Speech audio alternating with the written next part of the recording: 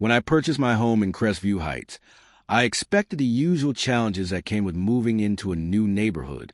What I never expected was to become locked in a long-running battle with the most overbearing HOA president I had ever met. On the surface, the community seemed like a dream. The lawns were perfectly manicured. Neighbors greeted one another with friendly smiles. And the neighborhood pool almost made the sky-high association fees feel worthwhile. What the real estate agent conveniently failed to mention was that the entire neighborhood operated under the watchful eye of Brenda Higgins. Brenda was a woman in her mid-50s with a sharply cut blonde bob, a permanent scowl, and a kind of self-importance that filled every room she entered. My first encounter with her came only 3 days after moving in. I was rolling my trash bins to the curb on a Tuesday evening when she suddenly appeared, striding across the street with determined purpose. A clipboard was tucked firmly beneath one arm, and her beige cardigan fluttered behind her as though she were leading a military inspection. "Excuse me," she said in a syrupy voice that felt anything but friendly. "Trash collection is on Thursday. Containers may only be placed curbside after 6 o'clock on Wednesday evening." She tapped her clipboard for emphasis. "It's clearly stated in the HOA handbook. Page 17, paragraph 3. Did you happen to read it?" I apologized and explained that the moving company had mistakenly told me Tuesday was collection day. For a brief moment, Brenda looked almost disappointed that I hadn't argued. She scribbled something onto her clipboard, released a small irritated sigh, and walked away. At the time, I assumed that would be the end of it. I couldn't have been more wrong.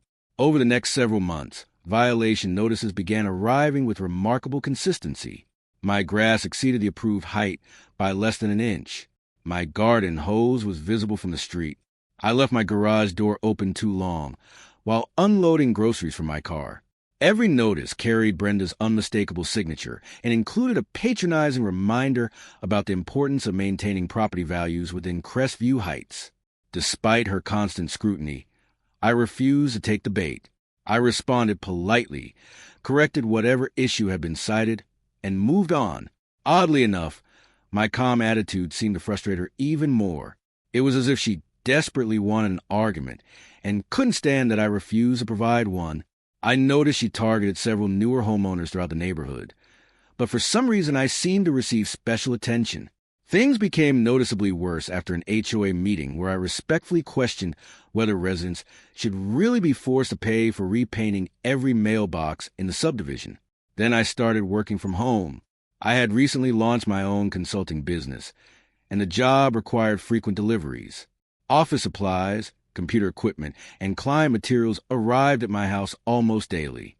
Before long, Brenda, who appeared to spend most of her time monitoring the street from her front window, became very aware of the growing number of packages arriving at my doorstep. One afternoon, while participating in an important video conference with a potential client, I received a notification that a package had been delivered. Since I couldn't step away from the meeting, I wasn't concerned. The neighborhood had always seemed safe, and my Ring doorbell camera recorded anyone who approached the front porch. The call ran much longer than expected, nearly 2 hours in total. When it finally ended, I walked outside to retrieve the package. It was gone. Confused, I immediately opened the footage from my doorbell camera. What I saw left me staring at the screen in disbelief. Roughly 20 minutes after the delivery driver left, Brenda walked onto my porch. She looked around cautiously, checking both directions before picking up the package and carrying it away as quickly as possible. For several seconds, I simply sat there, stunned. The president of the Homeowners Association had just been caught stealing mail. Not only was it theft, but it was also a federal crime. And from what I could tell, her only motive was that she didn't like how many deliveries I received. Rather than confront her immediately, I decided patience would serve me better than anger. One video might not be enough. If I was going to expose Brenda, I wanted undeniable proof. The very next day, I installed a second camera hidden inside a decorative planter near my front door. Then I waited, as expected. It didn't take long for Brenda to strike again. Over the next week, 2 more packages disappeared from my front porch under circumstances nearly identical to the first incident. Each time, she seemed to wait until the middle of the afternoon, when most residents were still at work, and the streets were relatively quiet. She would stroll casually onto my property, pretending to inspect some imaginary HOA violation, then leave with a package tucked discreetly beneath her arm. What fascinated me most was how carefully she had refined the routine. Brenda never approached empty-handed. She always carried a thick stack of official-looking documents and forms, occasionally stopping to jot notes onto her clipboard as she wandered through the neighborhood. To anyone glancing out a window, she appeared to be diligently performing association business. The paperwork provided perfect cover for what she was really doing. She even wore a lanyard around her neck displaying what looked like an identification badge, further enhancing the illusion that she was engaged in some sort of legitimate inspection. The sheer confidence of it all was almost admirable. Almost.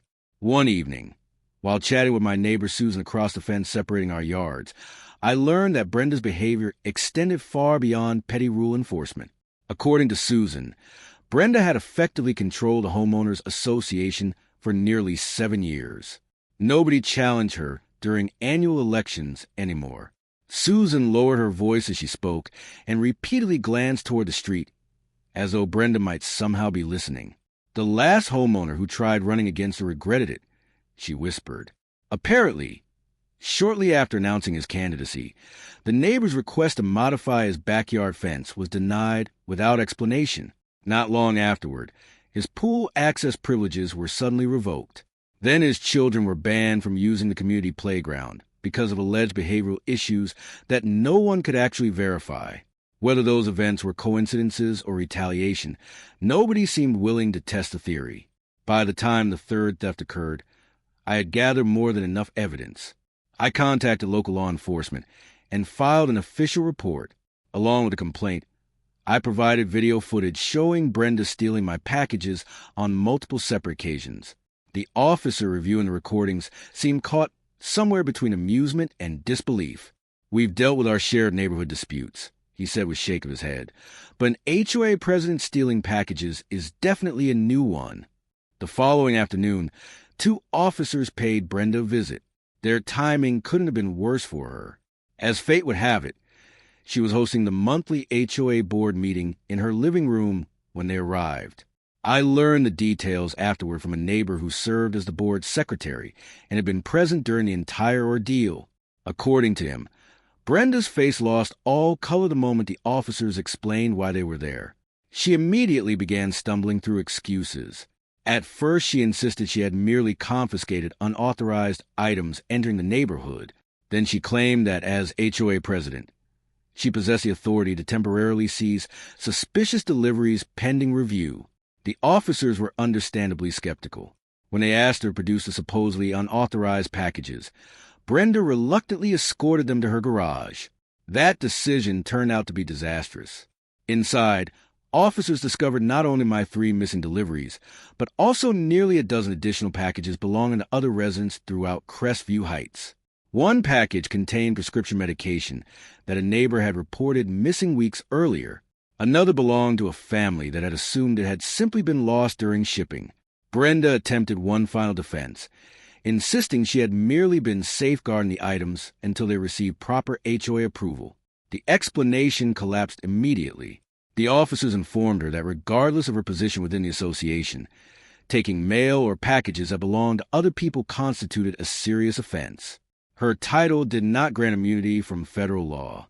I didn't personally witness what happened next, but in a neighborhood like ours, news traveled at remarkable speed. By that evening, my phone was buzzing nonstop with text messages and calls from residents I barely knew. Everyone seemed eager to share the latest details or express disbelief at what had happened. Interestingly, many admitted they weren't entirely surprised. Brenda had spent years overstepping boundaries, and plenty of people believed it was only a matter of time before she pushed too far. The most satisfying message came from the HOA board secretary. He informed me that an emergency board meeting had been called and that the members had unanimously voted to begin immediate proceedings that resulted in Brenda's removal from office was immediate. The HOA board wasted no time and voted unanimously to suspend her from all authority until her legal troubles were resolved. What happened next felt like the breaking of a spell that had hung over Crestview Heights for years. Residents who had previously hurried from their cars into their homes without speaking suddenly began gathering in driveways and front yards. Conversations that had once been whispered behind closed doors were now happening openly. Story after story surfaced about Brenda's years of abuse and intimidation, and the more people talked, the uglier the picture became. Neighbors revealed that Brenda had used confidential homeowner information to file anonymous complaints with employers over trivial personal disputes. Others claimed she routinely photographed children playing harmlessly in their own yards, documenting imaginary violations. Several residents accused her of directing HOA funds toward projects that benefited the area around her own home while neglecting improvements elsewhere in the neighborhood. The floodgates had opened. 2 days later, police returned my 3 recovered packages. Since the boxes had been processed as evidence, they were finally released and delivered back to my front porch. The contents were almost laughably ordinary. One package contained a wireless keyboard. Another held accounting software for my consulting business. The third was nothing more than a supply of high-quality printer paper. There was absolutely nothing suspicious about any of it. Out of curiosity, I carefully reviewed the HOA bylaws myself and confirmed what I had already suspected. There wasn't a single rule limiting the number of deliveries residents could receive, nor was there any restriction on the types of packages that could be shipped to a home. Brenda had invented the entire issue.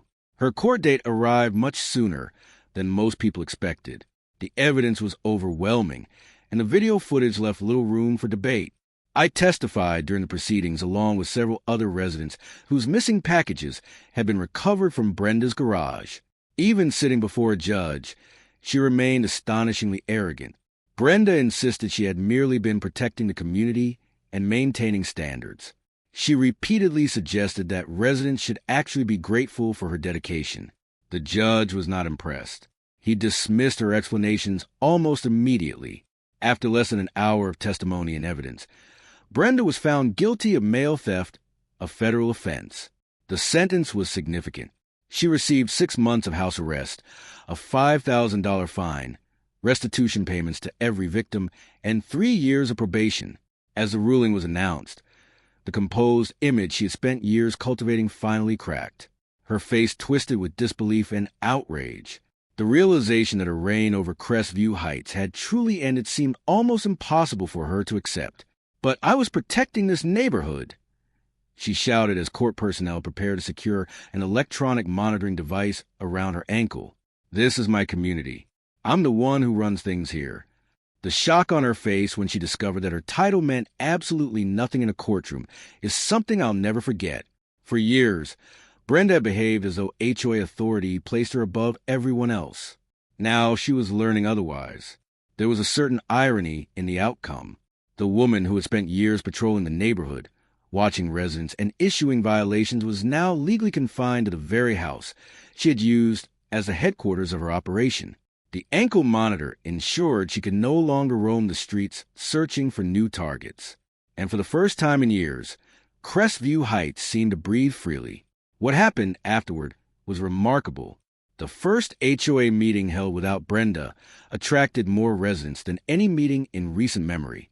People who had never attended before suddenly showed up eager to participate. A completely new board was elected.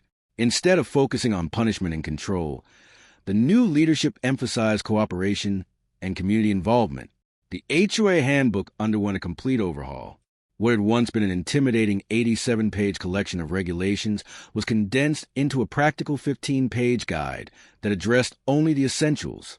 The harsh fine system was replaced with simple neighbor-to-neighbor conflict resolution. Even the annual block party returned after being canceled years earlier because Brenda had complained about noise. Meanwhile, my consulting business continued to grow. Ironically, I never became known as a resident who brought down Brenda Higgins. Instead, neighbors viewed me as a person who unintentionally helped restore a sense of community that had been missing for years. Packages now arrived at my doorstep without incident. More often than not, they were accompanied by a friendly wave from a passing neighbor who finally felt comfortable enjoying their own property again. Perhaps the funniest part of all was what happened to property values. For years, Brenda had justified her behavior by claiming she was protecting home prices. Yet after her departure, values throughout the neighborhood actually increased. Apparently, prospective buyers preferred a welcoming community over one governed by constant surveillance and intimidation.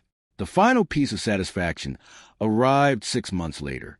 Once her house arrest ended, Brenda quietly put her home on the market and moved away without saying goodbye to anyone. The family who purchased the property immediately hosted a neighborhood welcome gathering under Brenda's leadership. Such an event would have generated enough violations to fill an entire folder. Instead, the afternoon was filled with laughter.